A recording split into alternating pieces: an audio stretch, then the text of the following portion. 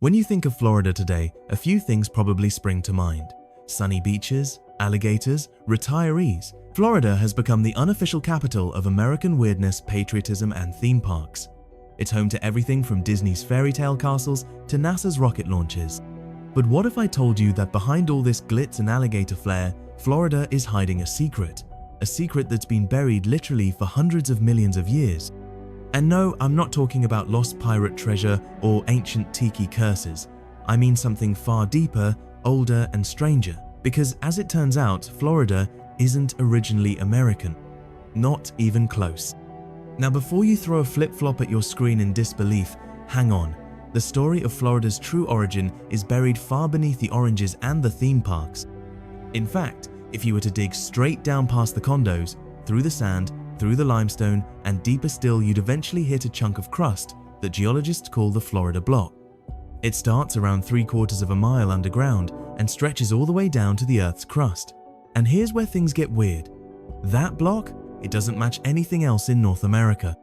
It's not like the rest of the continent at all. Geologists long assumed that Florida was just a regular extension of North America, part of the ancient continent of Laurentia, which has existed for over 500 million years. But in the 1970s, seismic tests and deep rock analysis started returning some odd results. The rocks under Florida weren't like the ones under Georgia or Alabama. Instead, they looked eerily similar to the rocks found in Northwest Africa. Yep, that's right, deep under Florida's swamps and suburbs lies a geological passport stamped "Made in Africa." Naturally, this rocked a few scientific boats, so researchers checked again and again. They compared fossils, rock chemistry, magnetic signatures, and sure enough, everything pointed to one conclusion. A long time ago, before the continents looked anything like they do today, Florida was literally a piece of Africa. Specifically, the chunk that matched best came from what is now the region of Senegal. So if you're watching this from Florida, congratulations, you're technically standing on African soil. And if that little revelation blew your mind, trust me, it gets way weirder from here. Stick around and make sure you hit that subscribe button, because you don't want to miss how this African hitchhiker ended up on the other side of the planet. To understand how this happened, we need to travel back, way back, about 500 million years ago during a time period called the Cambrian. Back then, Earth was mostly ocean. The continents were scattered, stubby, and barely recognizable. In the middle of this vast blue world floated Laurentia, what would eventually become the heart of North America. And over to the southeast, there was the supercontinent of Gondwana. That included parts of what would become South America, Antarctica, India, and yes, Africa.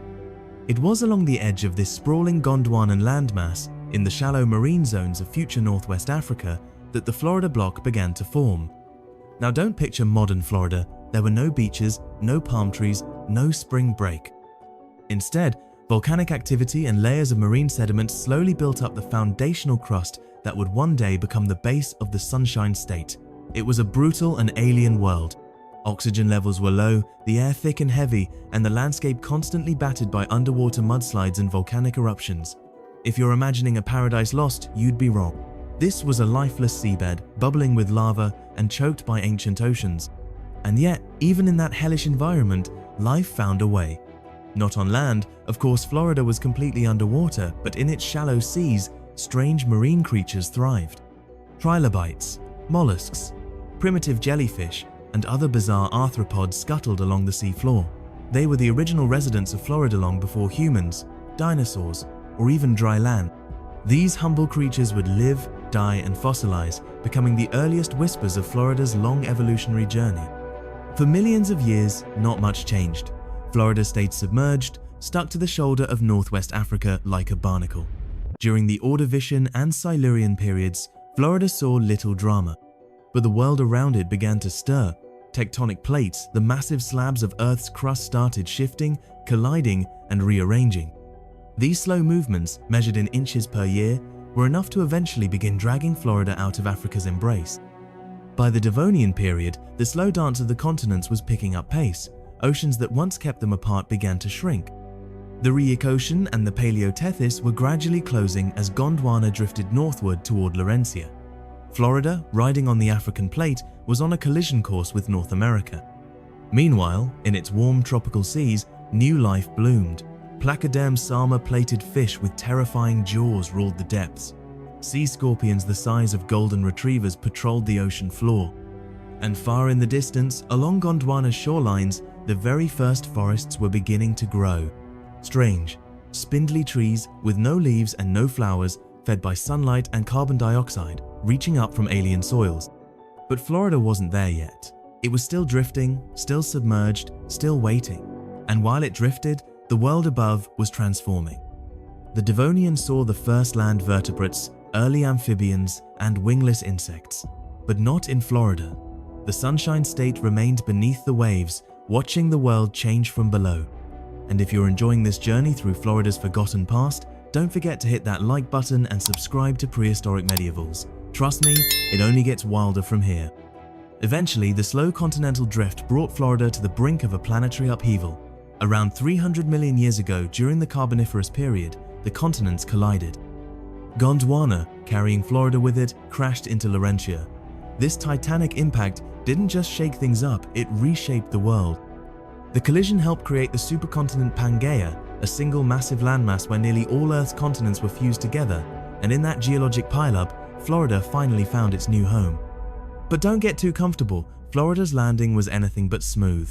It was squeezed, folded, and partially submerged as the tectonic chaos formed massive mountain ranges. We're talking the precursors to the Appalachian Mountains, the Scottish Highlands, and even the Atlas Mountains of Morocco. Florida was right next to the action, caught in a storm of earthquakes, volcanic eruptions, and relentless pressure.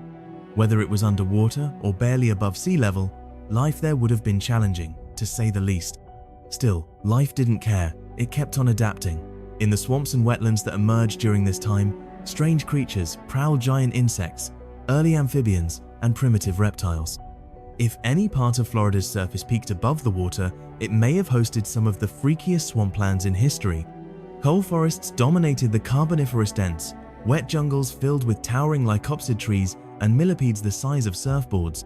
It was a place where one wrong step could land you face first into a giant centipede's breakfast. By the time the Permian rolled around, Florida had fully latched onto North America, but now it faced a new nightmare: climate. The Permian was one of the hottest, driest periods in Earth's history. And Florida, perched close to the equator, bore the brunt of it.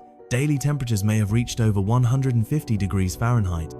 And if that wasn't enough, toxic air and UV radiation levels were off the charts, thanks to massive volcanic activity from the Siberian traps. This apocalyptic scenario would lead to the greatest mass extinction in Earth's history, wiping out over 90% of all species. Florida, still mostly underwater or barely surviving in extreme conditions, was left scorched and empty, and for a long time after that, it remained lifeless. But not forgotten. Because buried beneath all that chaos, the Florida block had finally settled into its new position. It wasn't drifting anymore, it was anchored, it was home, and its identity had changed forever. So the next time you're walking along a beach in Miami or driving past gators in the Everglades, remember, you're not just in Florida. You're standing on ancient African rock that sailed across the world, braved fire and floods, and survived the greatest extinction the Earth has ever seen. If you're enjoying this journey through deep time, make sure you're subscribed to Prehistoric Medievals. We're just getting started, and in part 2, things are about to get even more bizarre. Dinosaurs, mega sharks, underwater graveyards, and the strange truth behind why Florida has never found a single dinosaur bone. All that and more coming up next.